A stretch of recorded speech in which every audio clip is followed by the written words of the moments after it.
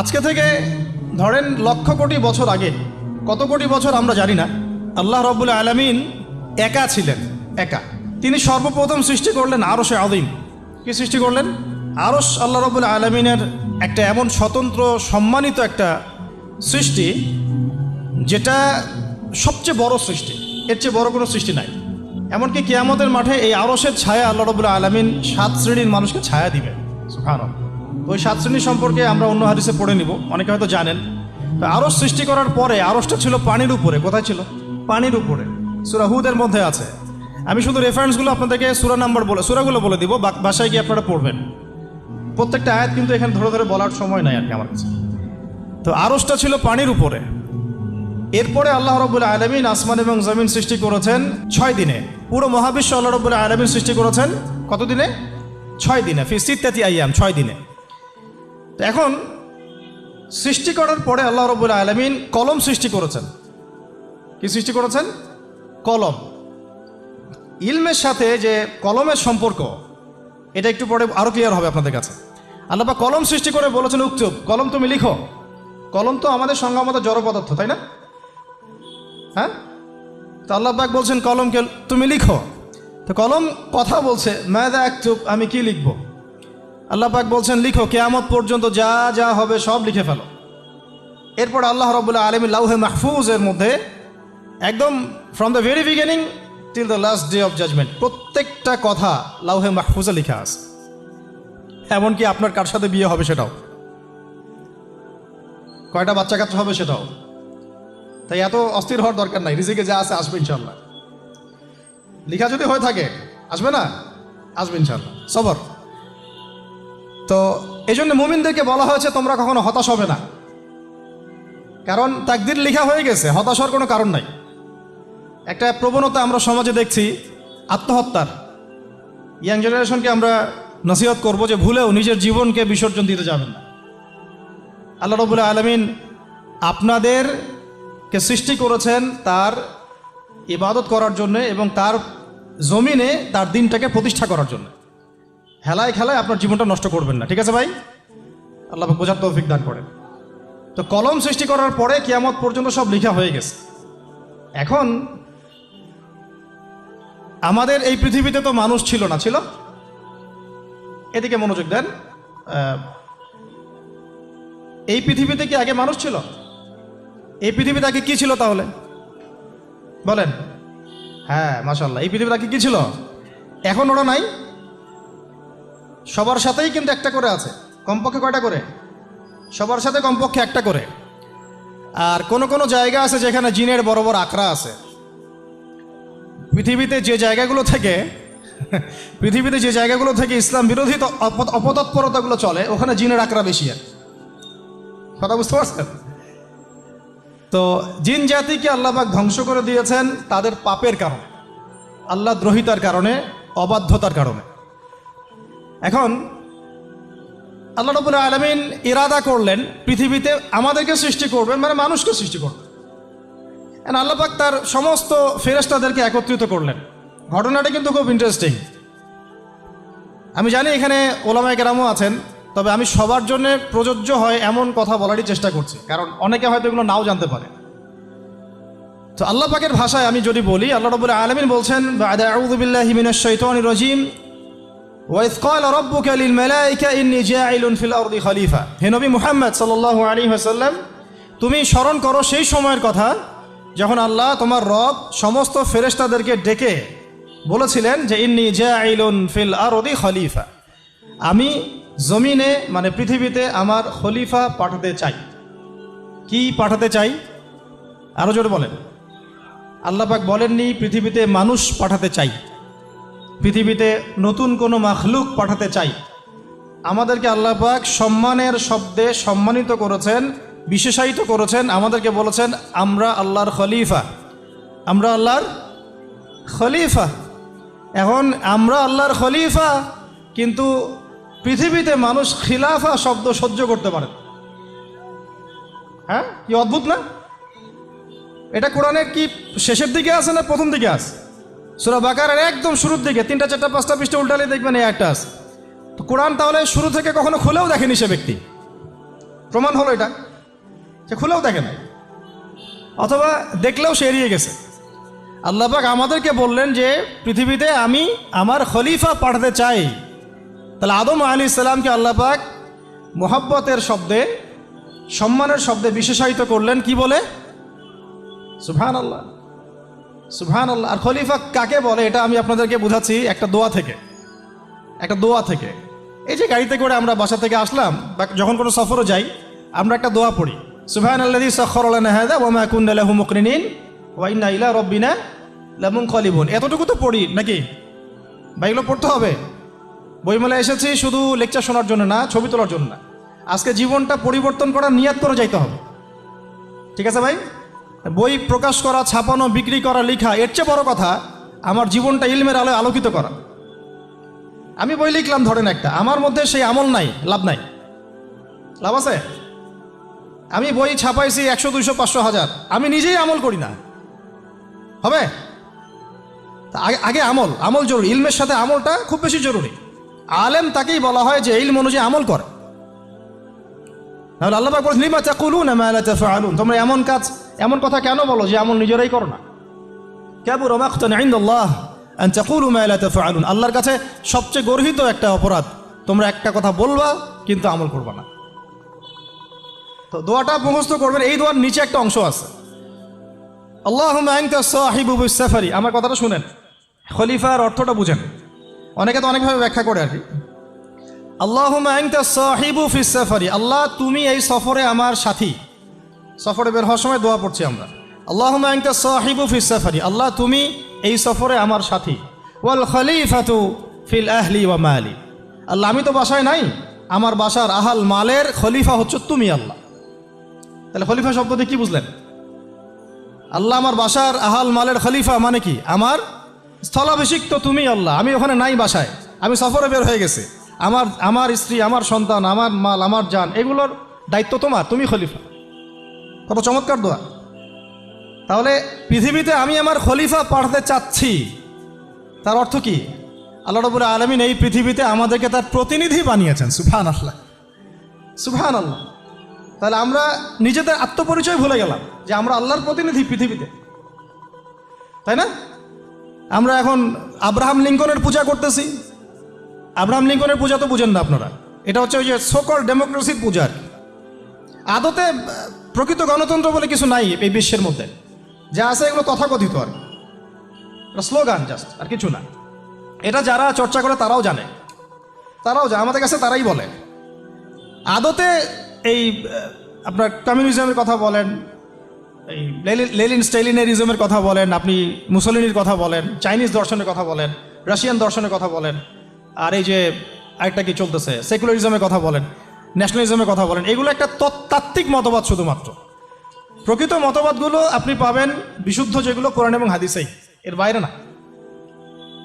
তা আমরা কিন্তু আল্লাহর খলিফা পরিচয় দিতেও এখন দ্বিধাবোধ করতেছি। এই জমিনে আল্লাহ পাক আমাদেরকে তার খলিফা বানিয়ে পাঠিয়েছে। এখন খলিফা হলাম কিভাবে? কিসের গুণে খলিফা হলাম? প্রশ্ন না এটা? আমাদের কি 10টা হাত, 10টা পা, বেশি শক্তি ফেরেশতাদের চাইতে, যে আমরা খলিফা হলাম কিসের ভিত্তিতে আর কিভাবে হলাম এটা শুনুন। আল্লাহ পাক বলছেন ওয়াল্লামা আদামাল আসমাআ কুল্লাহা, আল্লাহ বলছেন আমি আদমকে এই মহাবিশ্বের যত নাম আছে, নাউন্স, ইসম, সব শিক্ষা দিয়েছি। সুবহানাল্লাহ।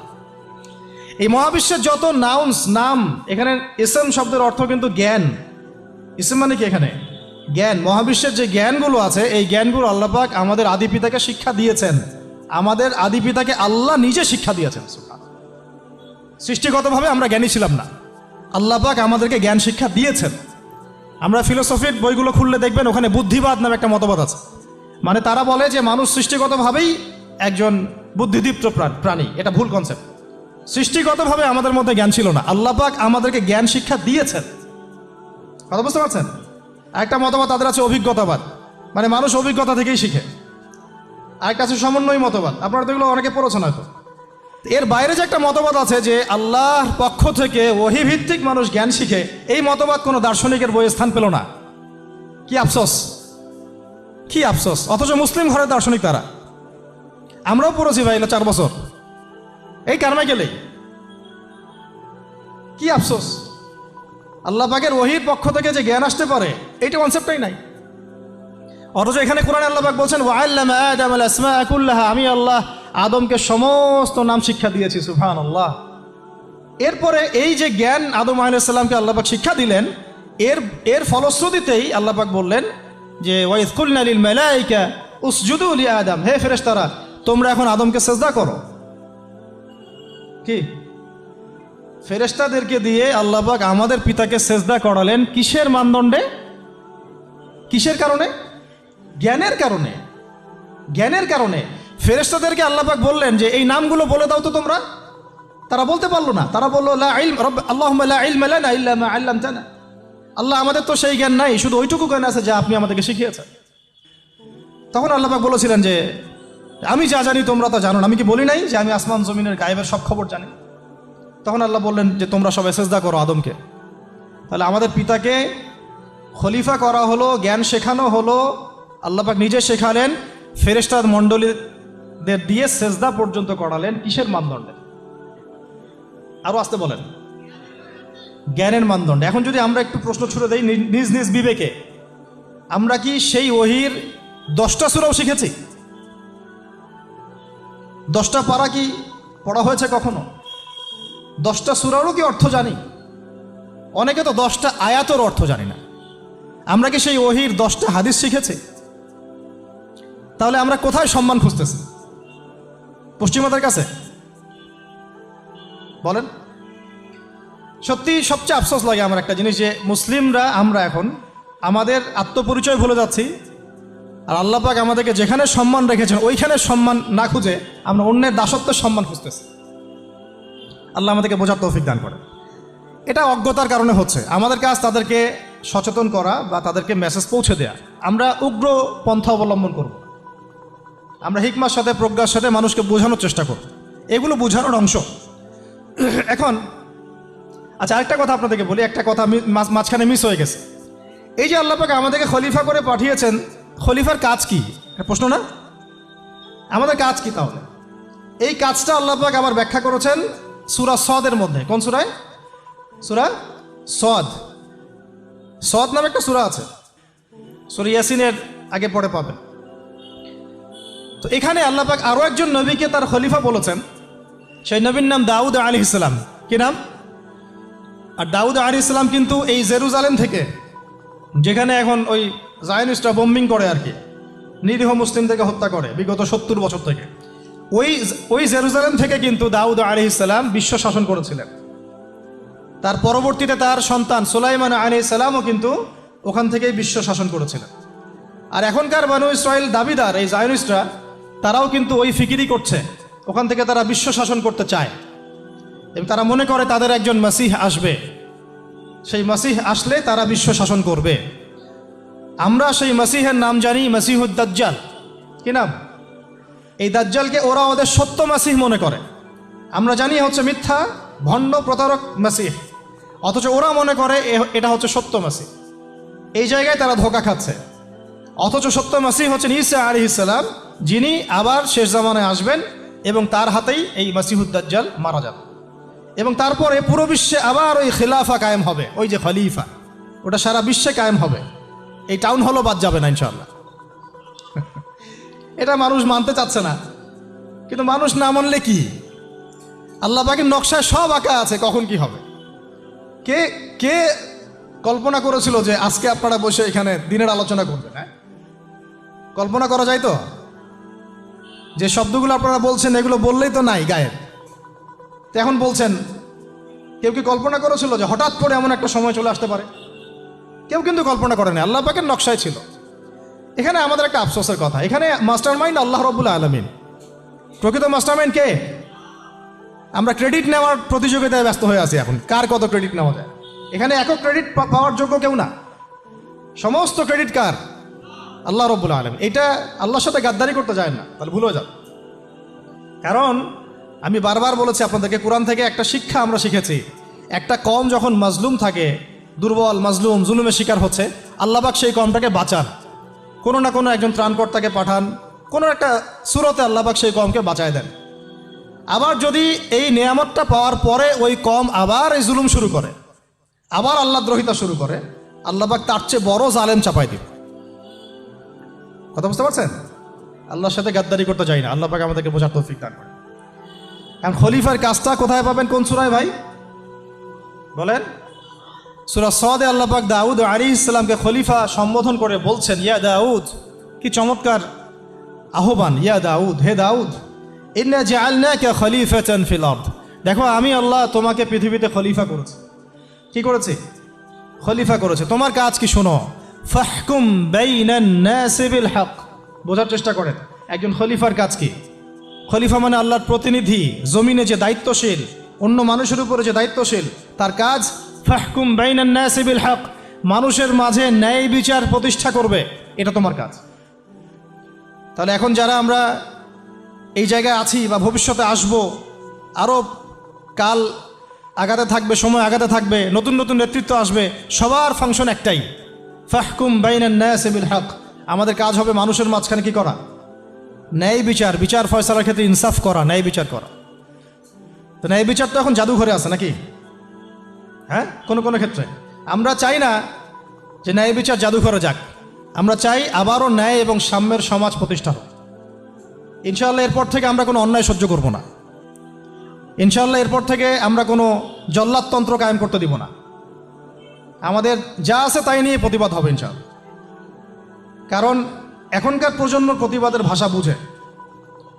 এখন যদি আপনারা আবার সেই প্রাচীন জুলুমের তন্ত্রে মন্ত্রে ফিরে যান, তাহলে আল্লাহর গজব চলে আসবে, বড় গজব। তো খলিফার কাজ কি ভাই? কি কাজ বললাম বলেন? মানুষের মাঝখানে ন্যায় বিচার প্রতিষ্ঠা করা। আচ্ছা, আরও আছে, আয়াত শেষ হয় নাই। আল্লাহ পাক বলছেন, ওয়ালা তাত্তাবিউল হাওয়া। আর ন্যায় বিচার করতে গিয়ে নিজের দাসত্ব মানে প্রবৃত্তির অনুসরণ করো না। ন্যায় বিচার করতে গিয়ে নিজের প্রবৃত্তির অনুসরণ করো না, মন গড়া বিধানের অনুসরণ করো না। আমার মামা, আমার চাচা, আমার খালু পার করে দিও না। প্রবৃত্তির অনুসরণ মানে কি? মন যাচাই তাই করো না। ন্যায় বিচার করতে গিয়ে আল্লাহ পাকের বিধান মেনে চলো। কারণ সূরা মাইদাতে আল্লাহ পাক বলেছেন, আয়াত নাম্বার 44, 45, 47, ওয়া মান লাম ইয়াহকুম বিমা আনজালাল্লাহ ফাউলাইকা হুমুল কাফিরুন। যারা আল্লাহ পাকের হুকুম অনুযায়ী বিচার ফয়সালা করে না, তারা কাফির। 45-এ গিয়ে আল্লাহ বলছেন, ওয়া মান লাম ইয়াহকুম বিমা আনজালাল্লাহ ফাউলাইকা হুমুল ফাসিকুন। যারা আল্লাহ পাকের বিধান অনুযায়ী বিচার ফয়সালা করে না, এরা ফাসিক, পাপাচারী। 47 নম্বর আয়াতে গিয়ে আবার বলছেন, ওয়া মান লাম ইয়াহকুম বিমা আনজালাল্লাহ ফাউলাইকা হুমুজ জালিমুন। যারা আল্লাহর হুকুম বিধান অনুযায়ী বিচার ফয়সালা করে না, এরা জালেম।